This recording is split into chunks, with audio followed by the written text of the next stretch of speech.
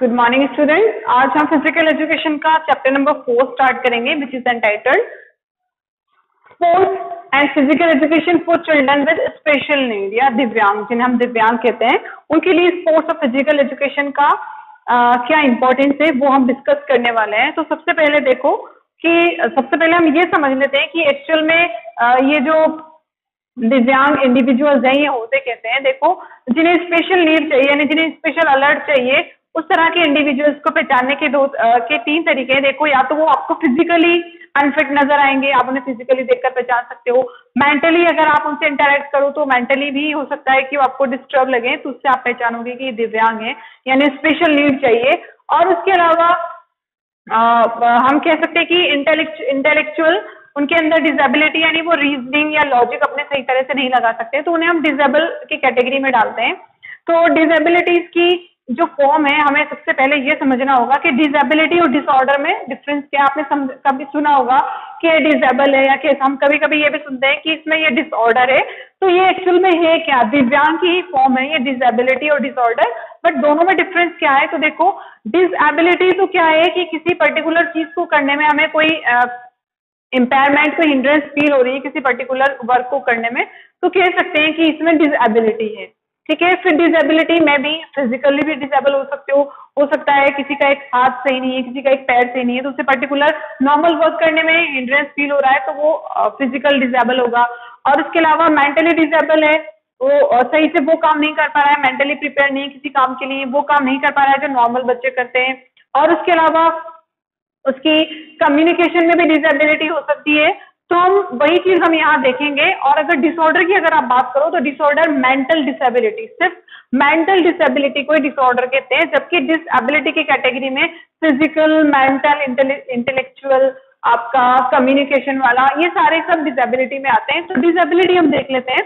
Disability is the restriction of an individual's ability to perform an activity. कोई भी activity हो, चाहे physical activity है, मेंटल एक्टिविटी है, कम्युनिकेशन आपको करना है, तो वहां पर अगर आपको हिंड्रेंस फील हो रही है किसी इंडिविजुअल को, तो हम कह सकते हैं कि वो डिसेबल पर्सन है।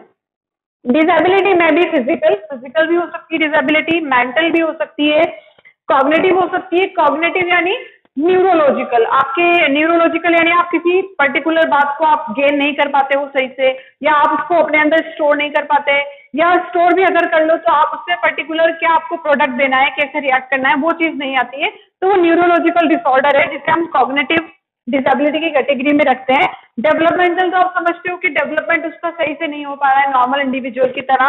और इंटेलेक्चुअल भी हो सकती है डिसेबिलिटी। इंटेलेक्चुअल यानी हमारी इंटेलिजेंस से रिलेटेड है, जब आप सही से कम्युनिकेट नहीं कर पा रहे हो, आप किसी चीज का सही से रीजनिंग नहीं कर पाते हो, लॉजिक सही से नहीं दे पा रहे हो, तो वहां पर हम कह सकते हैं कि वो इंटेलेक्चुअल डिसेबल है। तो ये सारी कैटेगरीज हो गई डिसेबिलिटी की। और डिसऑर्डर की अगर हम बात करें तो disorder is the mental disability. सिर्फ मेंटल डिसेबिलिटी को ही आप डिसऑर्डर की कैटेगरी में रखते हो। ठीक है, डिसेबिलिटी में आपने सारी कैटेगरीज रख ली, physical, mental, intellectual, cognitive, developmental, जबकि डिसऑर्डर सिर्फ आप कौन सी डिसेबिलिटी को कहोगे? मेंटल डिसेबिलिटी को। अगर आप कॉजेज देखो डिसेबिलिटी के, कोई सी भी डिसेबिलिटी हो सकती है। कॉजेज सबसे मेन कॉज है जेनेटिक।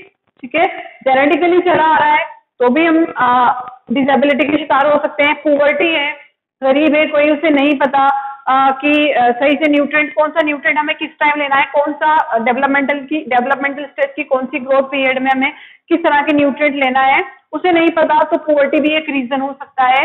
उसके अलावा एक्सीडेंट है, एक्सीडेंट हो गया तो किसी का मान लो मेंटली डिस्टर्ब हो जाता है, किसी का एक पैर खराब हो जाता है, किसी का एक हाथ खराब हो गया, तो वो एक्सीडेंट भी कहीं रिस्पॉन्सिबल है हमारे डिसेबिलिटी के लिए।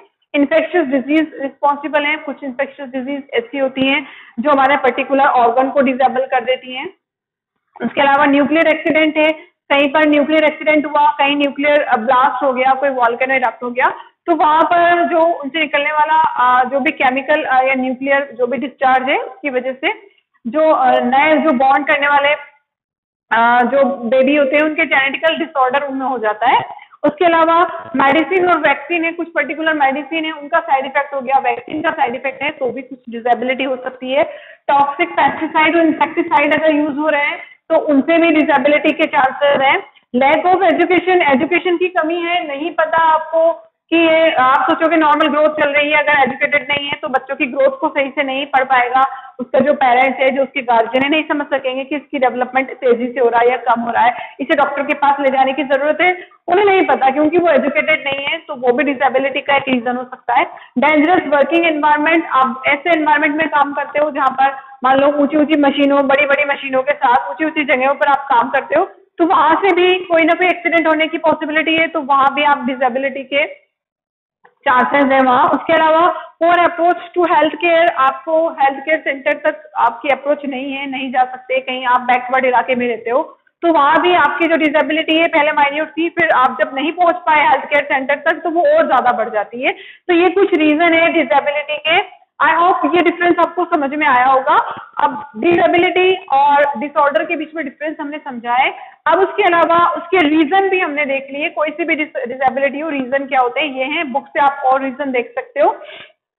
अब हम क्या देखेंगे, पर्टिकुलर कुछ टाइप के डिसऑर्डर्स हमें दिए गए 3 या 4 टाइप के डिसऑर्डर, उन्हें हम पढ़ेंगे। उन डिसऑर्डर में पर्टिकुलर इंडिविजुअल कैसे रिएक्ट करता है वो चीज हम देखेंगे। फिर उस डिसऑर्डर को कम करने के लिए कैसे हमारी फिजिकल एजुकेशन या स्पोर्ट्स जो है वो कैसे हम मैनेज करें, कैसे वो हमारी हेल्प करेंगे डिसऑर्डर्स को कम करने के लिए, ये चीज हम इस चैप्टर में देखने वाले हैं। आप इसे नोट डाउन करो। Thanks for watching.